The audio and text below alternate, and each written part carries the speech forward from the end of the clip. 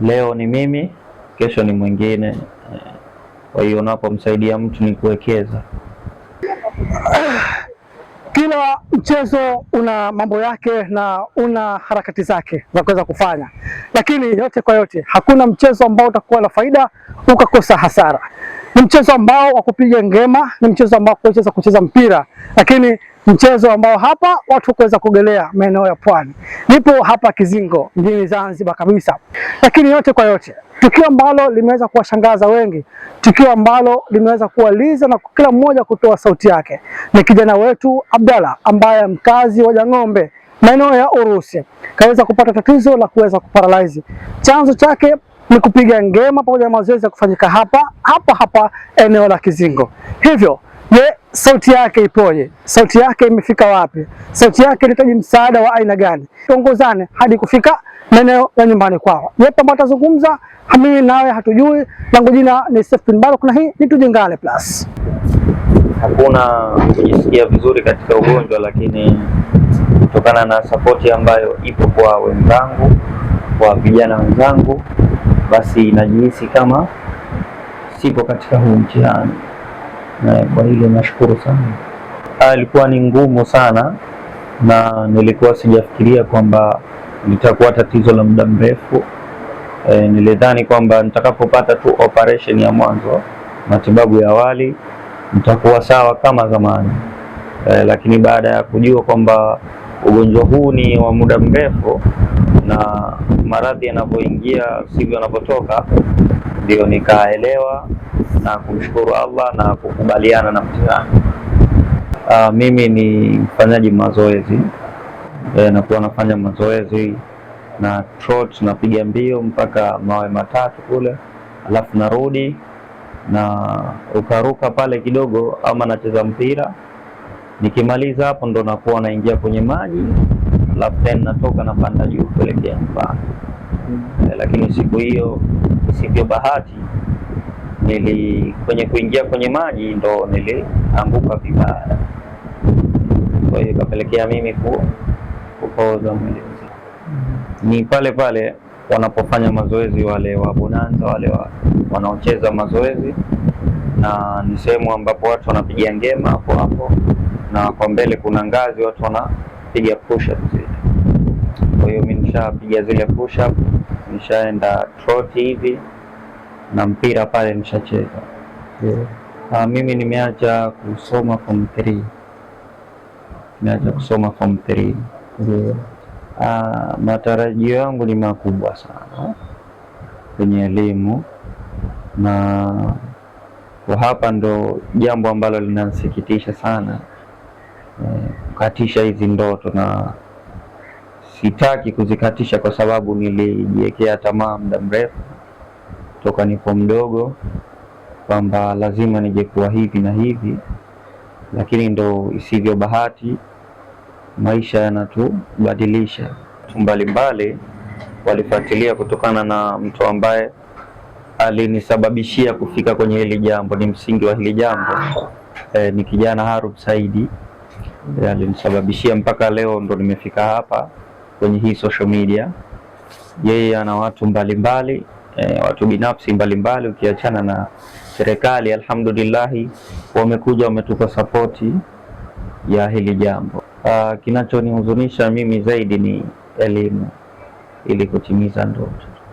Kwanza niseme naishukuru sana serikali yangu, kwa sababu mpaka hapa nilipofikia tayari kuna matumaini, kwa sababu hata waziri wa elimu alifika hapa, na waziri wa elimu nilivyomwelezea basi alinielewa na akanambia, mwanangu, hilo halina shida, limefika kwenye mikono yetu. Hata waziri wa afya ambaye ni kaimu waziri, Madam Sada Mkuya, na yeye pia nilimueleza vizuri, akanambia, mwanangu, hilo pia halina shida. Na wote wamelenga sehemu moja ya ndoto zangu, kwa sababu ni kitu ambacho nimekiweka juu zaidi kuliko mambo yote. Kwa hiyo na wadau mbalimbali pia wachukulie hili jambo ni kwamba limemfika mtoto wao, kwamba bado anahitaji elimu zaidi, hajaridhika na pale alipofika, kama kijana na ndoto nyingi, kwa hiyo anahitaji hayo matibabu ili kufikia hizo ndoto zake.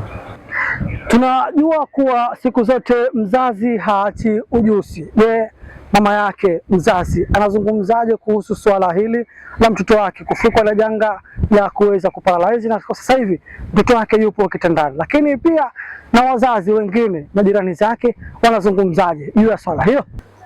Kwa jina naitwa Beda Nasr Saidi. Mimi ni mama wa mtoto Abdallah Bakari Abdallah. Nashukuru serikali yangu ya Mapinduzi ya Zanzibar kwa kuniona na kuja kunipa matumaini ya mtoto wangu ambaye ana ndoto. Kwa hiyo nawashukuru pia na wadau mbalimbali, nawaomba wazidi kunisapoti ili tufanikishe hii ndoto ya mtoto. Sawa, najua vijana ni wengi wana ndoto mbalimbali na mwanangu pia na ndoto. Kwa hiyo nawaomba vijana wengine wote alikuwa hawajaja kumuona waje kumuona, na kuna mtu ambaye kamkosea, basi naomba amsamehe. Naomba muje mumuone mwenzenu, leo ni yeye, kesho ni mwingine, ajali ni popote, na usiseme kwamba utakwenda. Ila na wanasihi kama mama, jamani, kidogo tuwe watulivu tunapokwenda pwani, tupunguze kidogo ile hali, kwa sababu ninapoiona ile hali, mimi ni mfanyaji mazoezi, nakwenda sana pwani, na ninapoiona ile hali wallahi inaniuma, kwa sababu nikiangalia mwanangu yupo kitandani tayari amepoteza kila kitu. Lakini kwa uwezo wa Allah naamini hilo, kama mama sijakata tamaa, naamini atanyanyuka, kwa sababu mwezeshaji ni Mungu. Mungu ndo kila kitu. Kwa hiyo naamini atanyanyuka, sijakata tamaa. Hata naye mwenyewe hajakata tamaa, anajua atanyanyuka tu. Hassan Juma Muhammad, mimi ni rafiki mkubwa wa Abdallah toka apate matatizo ama ugonjwa huu aliokuwa nao. Nimekuwa nikimsaidia, si peke yangu, wapo marafiki zangu wengine, tulisaidiana kwa pamoja kama rafiki kumpa sapoti. Unaona, sasa mimi ndo rafiki yake mkuu ambaye huwa kila siku nakuja nakaa naye kama kumpa sapoti, akitaka maji kama vile, sababu mamake anakuwa anachoka anaenda zake kulala. Kwa hiyo mimi ndo rafiki yake ambaye nakaa naye muda mrefu, akitaka kama maji, ametaka kitu kama akaletewe, ndo naenda kumchukulia. Hii yote ni kumpa kama sapoti, kwa sababu hili jambo halifiki mmoja, leo kwake yeye, kesho kwangu mimi. Kwa nimefanya hivyo kama rafiki, kama jirani. Toka apate ugonjwa huo, mimi nimekuwa nikimpa support. Kwa jina naitwa Christina John Henok, ni jirani yangu, yani kama ni ndugu, family, friends, tuko hapa pamoja. Na kuhusu swala la mtoto kupata ajali, yani limetusikitisha sana kwa upande wetu, kwa sababu ni mtoto anapenda kusoma, mkarimu, yani mcheshi, yani kwa ufupi mtu mwenye nidhamu, anajichanganya mkubwa mdogo wote wake. Kwa hiyo tulipopata habari hiyo tuliumia sana, tumesikitika sana, lakini tupo tunamsapoti kwa hili na lile. Kama mtoto alikuwa hapendi kujishughulisha na magenge, mmoja hapo ni yeye kusoma, kucheza na watoto na kusanya watoto wenzake acheze, basi hana mambo hayo.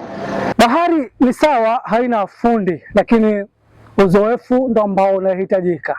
Nimekaa katika boti la wavuvi, boti ambalo linatumika kwa ajili ya kuvulia, ingawa wazazi hawa wana mengi kutaka kuzungumza, na tumepata bahati ya kukutana miongoni mwa wazazi ambao wanashughulikia sana bahari katika ule ufundi wao wa uvuvi. Je, kwa upande wake huyu mzazi anazungumzaje bahari na kuweza kuwashauri watoto ambao wanakuja hapa Kizingo ili kuweza kufanya harakati zao za kimichezo, ikiwa pamoja kupiga ngema, lakini pia michezo ya mpira na kadhalika miongoni mwa hayo. Je, yeye anazungumzaje kuhusu ushauri wake na kuwashauri watoto hawa? Nasaha zangu ni kwamba nawataka vijana wetu hawa wanaokuja pwani kuoga au kufanya harakati yoyote kuhusu hii ufukwe huu wa Kizingo. Basi vijana hawa nawaomba sana wawe na hadhari kuhusu bahari yetu, kwa sababu baharini kuna mazingira tofauti tofauti kulingana na makamo yao na vimo vyao. Wakati mwingine inakuwa hawahimili vishindo vya bahari. Kwa hiyo tunaomba sana wajielewe, na sisi tuko tayari kuwafahamisha ili kuwakataza katika jambo hili wasishiriki, hasa ikiwezekana wasishiriki hasa kukoga huko, kwa sababu ya usalama wao wa maisha yao. Na saa zangu kubwa ziko hivi. Mengi tumeyasikia na kuweza kufahamu mtoto huyu ambaye Abdallah, mkazi wa Jang'ombe, kutokana na janga ambalo limeweza kumfika kule maeneo ya Kizingo. Siku zote tambua kwamba muombea chumvi huombea chungu chake. Kwa hiyo mtoto huyu Abdallah anahitaji msaada kwa lengo la kwamba aweze kurudi katika hali yake, na yeye ni miongoni mwa wanafunzi ambao bado anahitaji kutimiza ndoto zake. Tumeweza kumsikia kwamba yeye amefika kidato cha 3, kwa maana kwamba ni form 3. Langu jina ni Seif bin Baruk na hii ni Tujengane Plus.